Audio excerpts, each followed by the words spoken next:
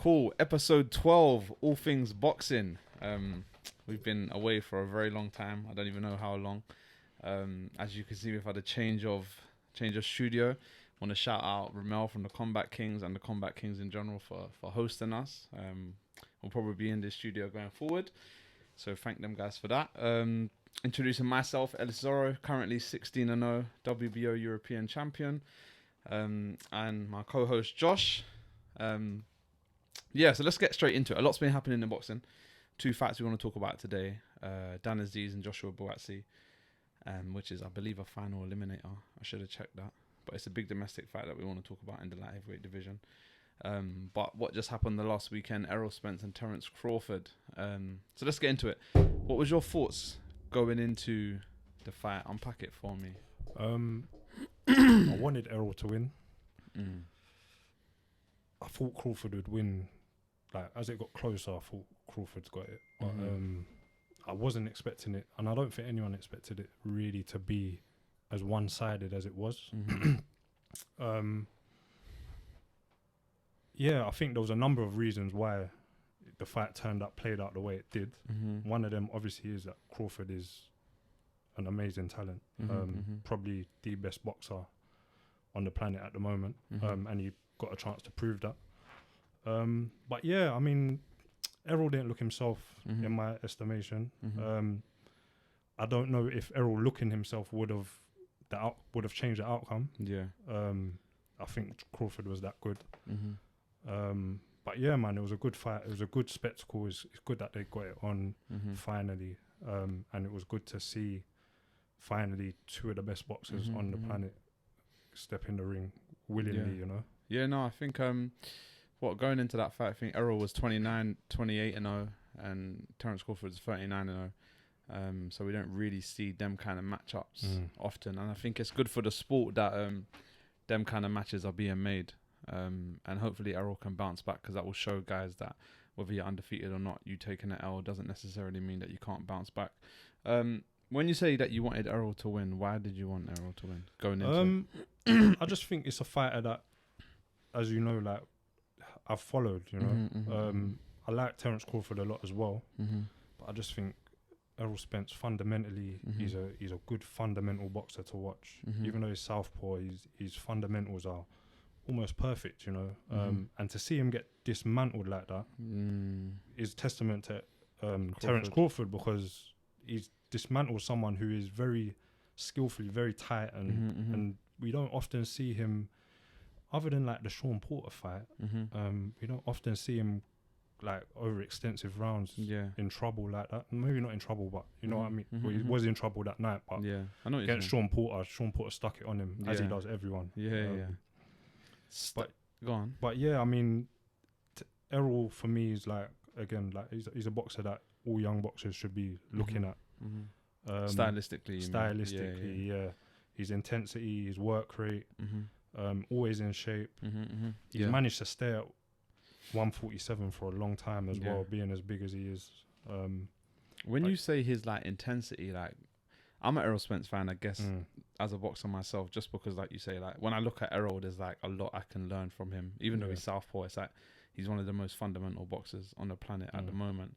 When I look at Terrance, and I'll go into this a little bit more, but it's like, I can see he's effective, but I don't really know what he's good at. Do you know, like, he's not the fastest, he's not the most powerful, he's not the strongest. His timing is obviously good, but it's hard to, like, when you're looking on TV, unless you're in there with him, it's hard to actually measure our boxers.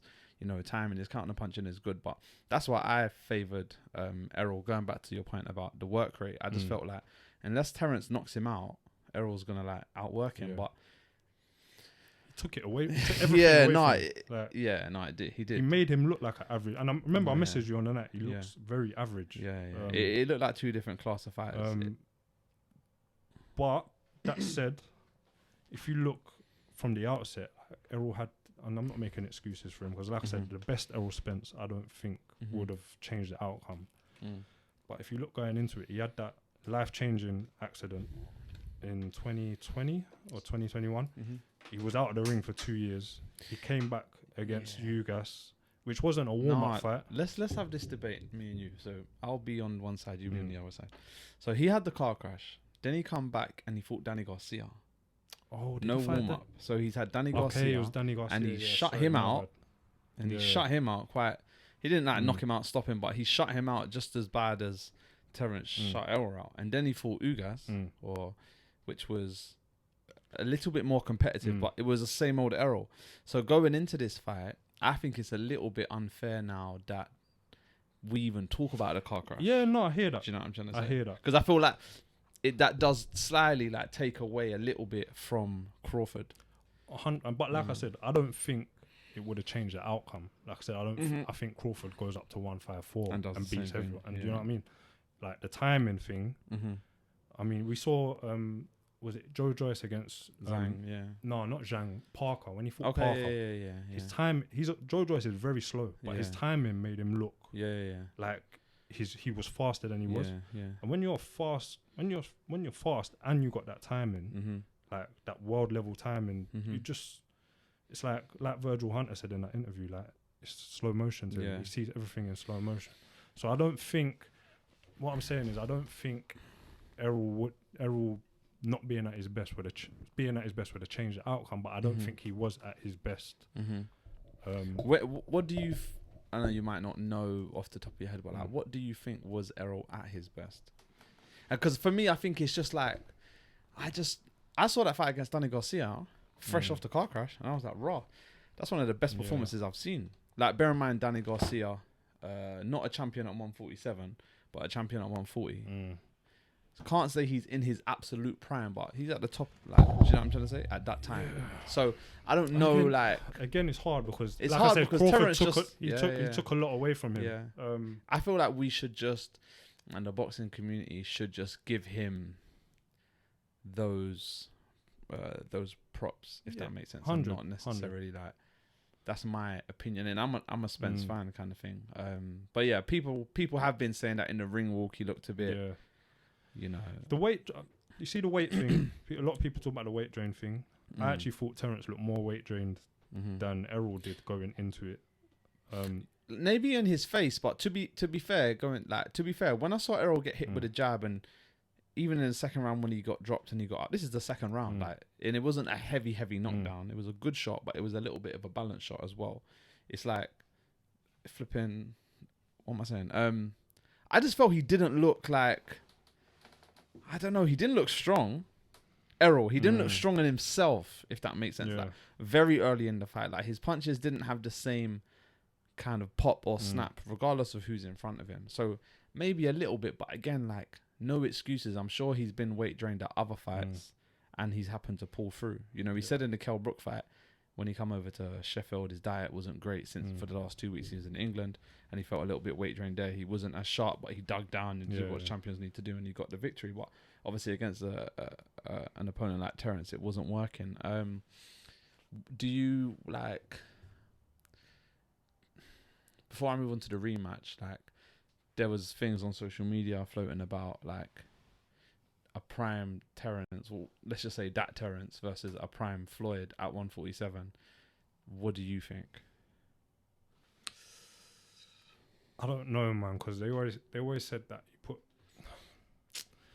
I'm a big Floyd fan, and I don't think Floyd would have made it that easy for Terrance. Yeah, no, he wouldn't. Stylistically, he wouldn't. Yeah, I don't. It's who do you think one wins? of them. I wanna get a name. Like, who do you think wins, and why, kind of thing. Floyd. You think Floyd? Yeah. Okay. How do you think he wins? Oh, not how do you think he wins as in points or stoppage, but I just mean.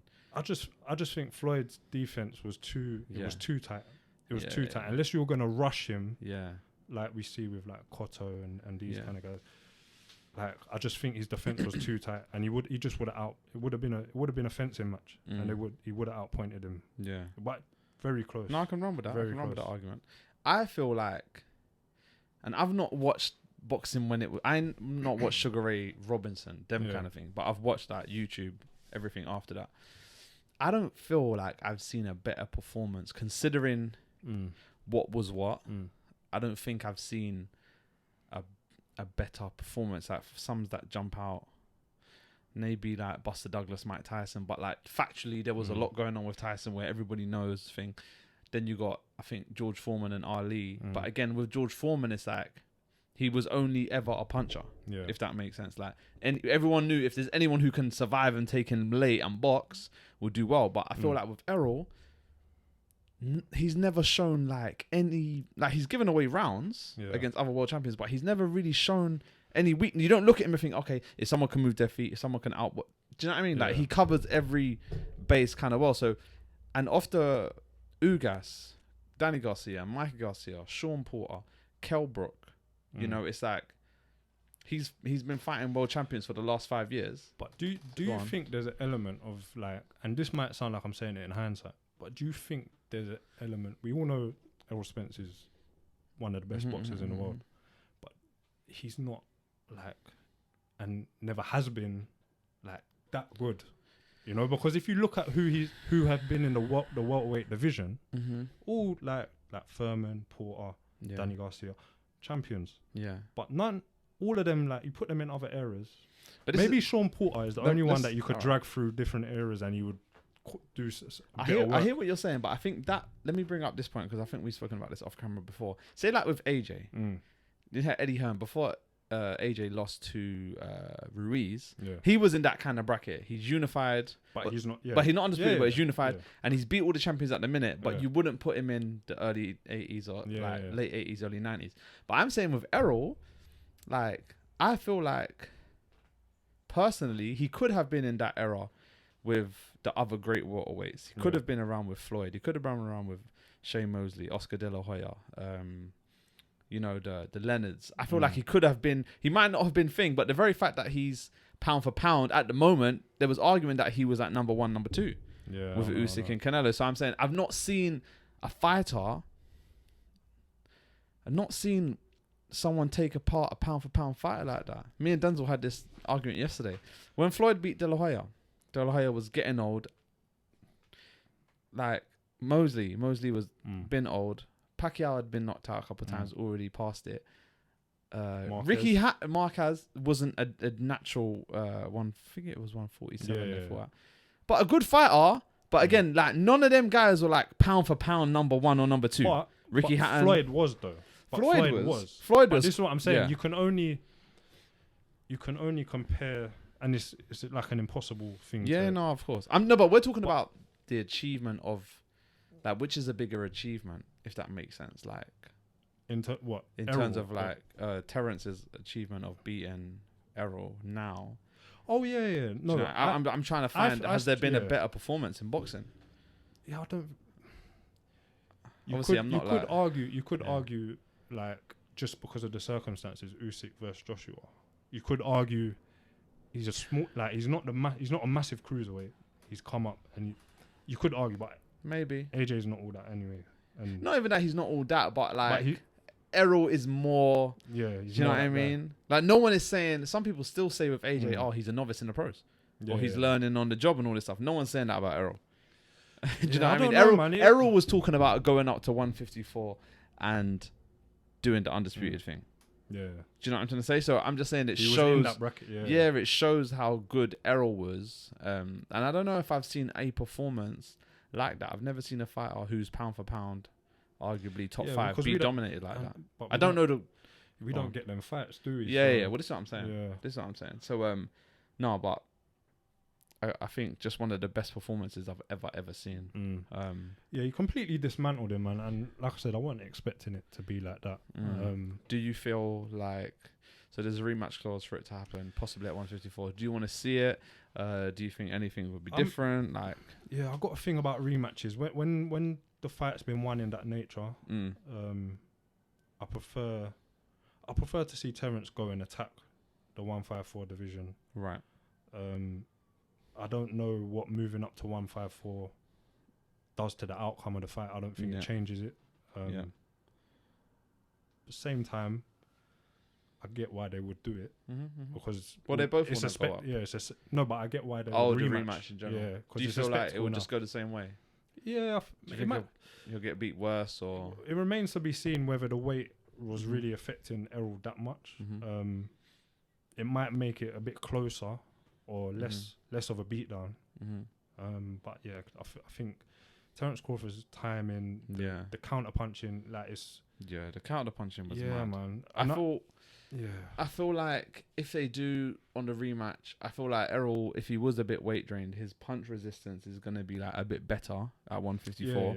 But I don't think he's not gonna get hit with them shots. Yeah, it'll still be the same outcome. It might not be a stoppage, but it'll be.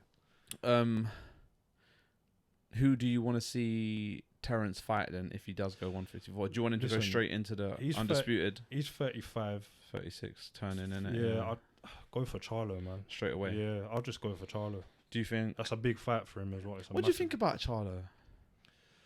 You know what? I'll be completely honest. I haven't really followed both of them for whatever reason. I think I followed them around the time he lost to Harrison. Yeah. But yeah, I think they're a good look for boxing, like twin brothers. Yeah, no. But I just mean like the 154, like as a fighter versus Terrance. I think Terrance. He's got the time. Like the timing is everything. Yeah. I think personally that's an easier fight. Yeah, I think he's a little bit Charlo. I think he's a little bit more aggressive than Errol and a little bit more reckless. I get that he's a bigger puncher. Yeah. But I think with Crawford, if Crawford is switch hitting against him, who's a natural orthodox. Yeah. And this is the thing, the switch hitting, when the switch hitting, like he didn't switch himself at all. Yeah. The switch hitting, when Terrance starts switching, it's like he's as good orthodox as he is southpaw. And that's one thing I don't think I've seen before. Yeah. This is what I'm saying. Like I was talking about it with the Combat King boys the other day, and it's like I don't know. Like I watch him, and as a fighter I feel like, okay, how can I study this guy? And even guys who are like more genetic freaks like the Roy Jones, I can at least pin out, okay, this is what Roy Jones does good. He don't really jab much, he leads with power punches, but you can see it's all speed, if that makes sense to a certain degree. And you saw in his career a little bit later when he slowed down and lost some of that natural ability, Roy Jones, guys were able to figure him out a little bit more or get to him. But it's like Terrance is like, he's fast, he's sharp, he's strong, he's powerful. His counter punching, do you know what I mean? His defense, he's complete. His defense in that fight was just Errol just had no openings, and even when he did, I don't know. It's like he landed. There was a few shots. He landed an overhand left. Yeah, and he got. But that's the shot he got shot at the same time. Straight after. Yeah, so. Yeah, no, it was a wicked performance. So we give Crawford his flowers. For me, he's got to be pound for pound number one now. Only male fighter to be undisputed twice. And potentially 3 times. Yeah. Me personally, I don't know if I want to see a rematch. I think people I've read comments about, Errol should retire. I don't know if it's fair to say that every time somebody loses, they should retire. But you know what it is? Some people are saying it, I guess, from a health thing. Like, okay, well, maybe the car crash and maybe the retina thing that he had with the Pacquiao fight. But he would know, like, and this is what, like, he's got a trainer there in Derek James that they've been together for so long. I'm gonna ask you about that. They would know if there was something wrong. Yeah. If that wasn't a good idea. And Errol's already made enough. I'm sure he's already made enough money to walk away. So I don't think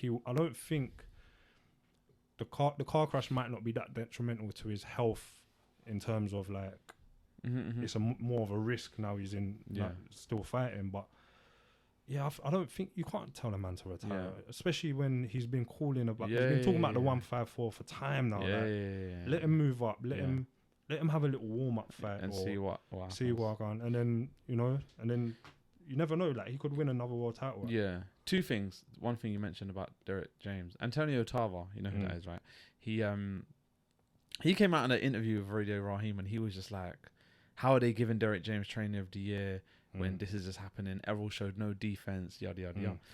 I don't necessarily agree with the whole Trainer of the Year thing. I feel like he's earned that. He's got 2 undisputed champions there in Charlo and Spence. But I was a little bit surprised that Errol had no answers for the defense, especially the jab.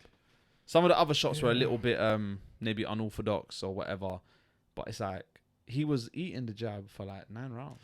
Yeah, but do you pin that on the trainer? I don't necessarily, but not solely. But if you go in there and he's throwing a jab that you didn't expect. Yeah, like, but there was no like even and I'm a Spence fan, but there was no real attempted defense against that, if that makes sense. Some of the other shots, like I said, he could have been landing with speed, or you know, he was hurting him with something else before to set it up, whatever. But I was surprised that Errol showed no adjustments to defend from that jab, and just no defense in general from that jab. I don't know if I blame Derek for that, but them conversations are and them comments are always going to be there. What was the other point I want to say? Errol was saying he wants to rematch in December. Do you think it's too soon? Yeah, it's too. There's no need for it. There's just no need. Like the if he goes into the one, if he's meant to be at 154, he will go into that division and they will get on again in the near future. Doing it in December after no fight in between, after the nature of the beatdown he just got, unless he think it's either he's trying to cash in, and call it a day, but again, he doesn't need to do that this year. He could wait. He could wait a bit. Do you know what I mean? Or there was really something wrong in that fight that he hasn't spoken about that he knows will make it different. At the end of the year. No, we'll see. That's just too much. It's too little time to. Because it's like it's not even much of a rest. Like really. if he got knocked out and he was on top of him for 10 rounds. That's different. Yeah, of but course. These rematch clauses.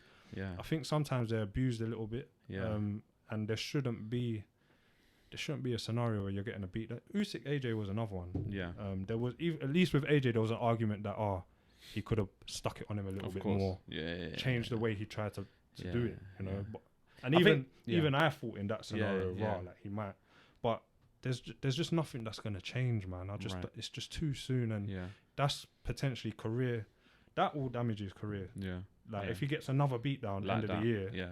I think then he'll have to. Then the retirement talk will come. And maybe he's willing to risk that for the payday. You know, maybe he's looking to call it a day. No, very good performance by Crawford. So that's the Spence Crawford. I'm gonna leave you to kind of introduce and talk about the Dan Aziz Boatsy fight. That's been how long have we done, Rims? 20. Okay, that's calm. That's been announced October 21st. Is that the Chris Eubank undercard? It might be. I don't know. Potentially. I don't know. Liam Williams, Sky Sports. That fight, just talk to me about that division and that fight in general. I mean, it's a fight we've been calling out for. Just a fight of this nature with two British prospects. We had it with Yard and Arthur. They obviously got the rematch on as well. This one's a bit higher profile, and credit to Dan Aziz. Like the last 2 years, I think he's really like pushed on. But it's a good fight, man. It's a good fight. I think it's a good clash of style. Like good, they're gonna gel well in the ring. Dan Aziz will ask the questions of Boatsy in terms of like his defense, and because he's not gonna let him rest in that fight. And we'll get to see what Boatsy's been doing with Virgil Hunter. I think it's a good amount of time now to judge that partnership. But not sure how I see it going. I would like to see what the improvements Boatsy's making. I don't think in his last fight, this thing of when they change trainers and they go straight into a fight. He's had one fight with Virgil, maybe. Or two. Maybe one or two, but... Oh, no, I think two. He fought Craig with him. Yeah, so the adjustments, though, that you need to make with a coach like Virgil, they're going to take longer than that. Do you think that's a good move? Yeah, I do. I do. I think, considering it was questions about his defense, he's got all the aggression and the offensive ability. If Virgil can iron out those little, sometimes he's a bit lazy on the defense, especially when he comes forward.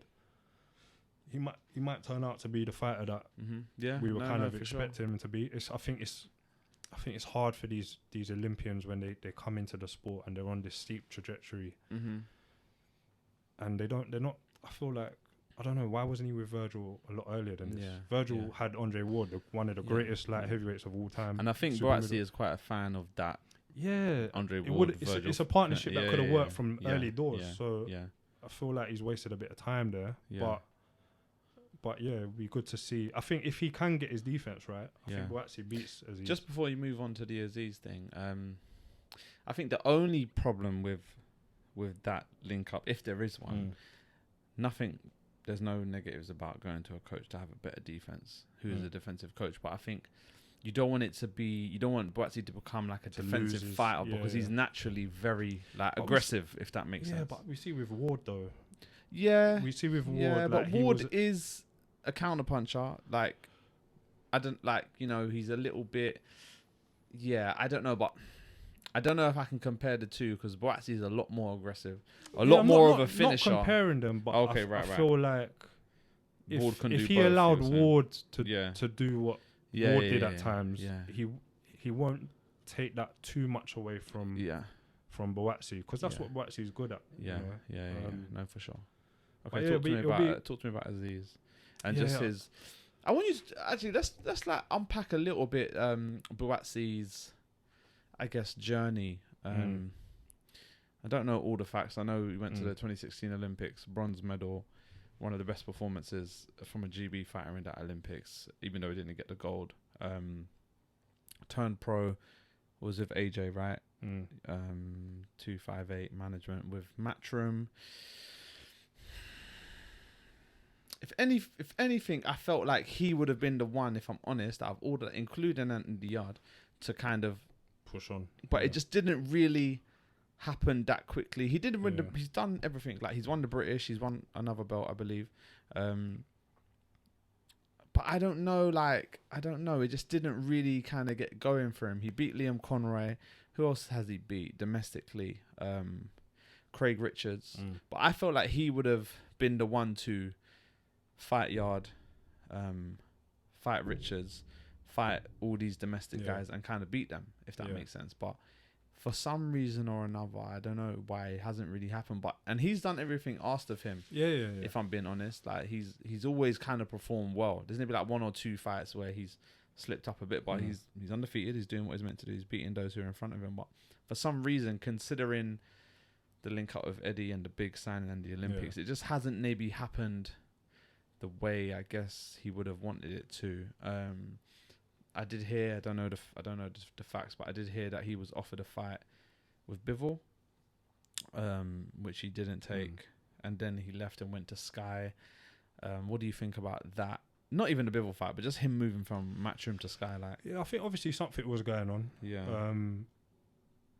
And it's been a while that stuff has been going on with him. I remember there was an AJ card where he wasn't very like high up on the card, as in close to the main event. And that was a bit odd, considering AJ was his manager and he was an ex-Olympian. So I don't know what has been going on, but I do think some of the Boatsy strikes me as the kind of guy that will fight most people that are put in front of him. So when it comes to like Yard and Craig, which he has fought Craig, to be fair, but Lyndon Arthur, these guys, I do feel like if they were offered up to him, he would have taken them straight away. So there was obviously some kind of political thing going on. Just with Boatsy as a fighter, though, I do think there is an issue with British Olympians turning over, being put on the steep trajectory, but not making the adjustments that they need to make. Boatsy probably had more. You mean adjustments in the ring? Yeah. Okay. Boatsy probably had more of a style to come into the pros. For sure. But I just feel like you look at the Americans, for example, they come into the pros and they seem to get it right.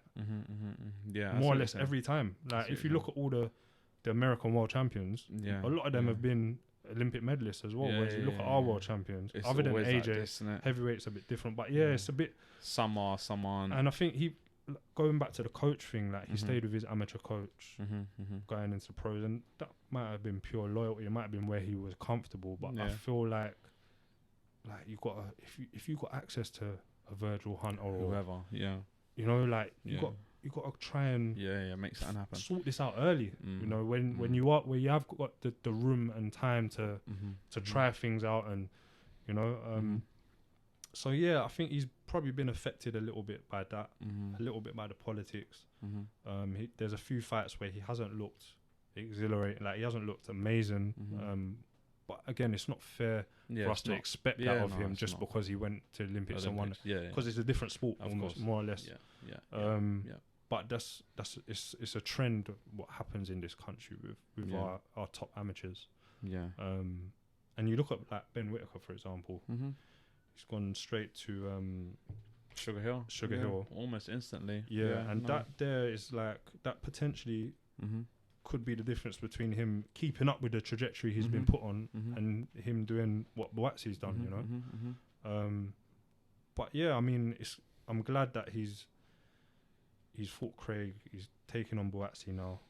I would like to see, taking on Dan Aziz. I'd like to see him, if he wins, push on from this now. I think this is look at them world level fights. I think this is the narrative though, like that Josh, and I don't know if I maybe have a problem with it because I'm friends with Dan, but this whole thing of like, I think he's meant to beat Dan and push on. Oh yeah. You know, but I don't know, like when I look at Dan's, we spoke about Boatsi's development. Look at Dan's, a little bit similar to mine, a little bit slower at times. Southern area, English, British. He's done it that way, and he's had them training camps. He's had that experience, and he's got much better each fight. He also has changed trainer. He's gone to Buddy McGurk. I feel like maybe 2 years ago. No, maybe a year he's been with Buddy McGurk now. Yeah. Well, he's been working with Buddy maybe 2 years, but I think full time about a year. Then he fought for the European. I feel like he's just had better momentum, if I'm honest with you. Like each fight, into the fight. Each fight he's got better. Yeah. I don't know. I haven't studied timings or whatever, but I feel like he's been a little bit more active than Boatsi as well.